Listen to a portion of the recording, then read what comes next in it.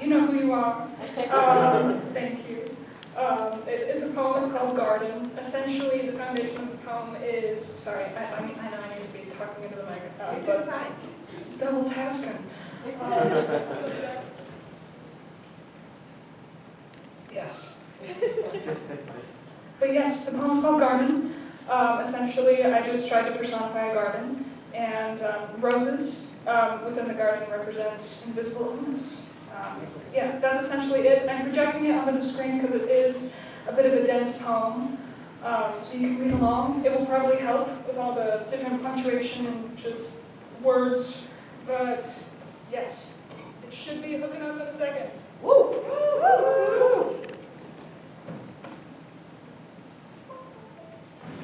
Okay. Yes. There it is, okay. This is my poem called Garden. I'm going to move this closer.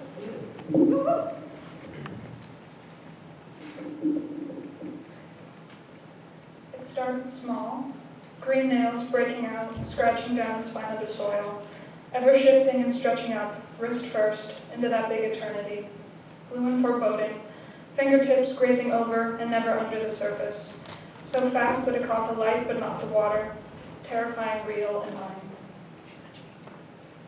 Reluctant at the roots, the roses bloomed buds of amber, white, and lilac fists, painting the ground like a stained glass sword, with blades embedded underneath the surface, into the stem and out of sight.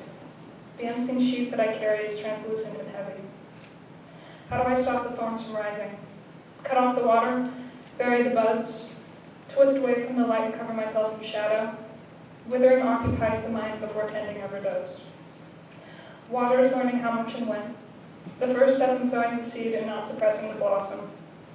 Light is validation to imbue others, permeating perspective that carries like pollen and fills the hands of those with likewise palms. The bloom breathes with me. These blues and golds fill me up like the lavender branch of an apricot tree, sprung with intention, having nowhere to go except out. To teach, to intertwine me to others, to tend. I'll pull another out of the soil, green and scared, pressing into the thorn instead of existing with it. This harvest is beautiful and real. I'm in bloom beside so many others as we exchange victories and lean on each other in the dark. I give what I can and take what I can handle. That big eternity is unbound and restless. What I thought was out of reach is omnipresent, as it takes me by the face and kisses my eyelids until I see it. Terrifying, beautiful, real, and mine. Thank you, that was it.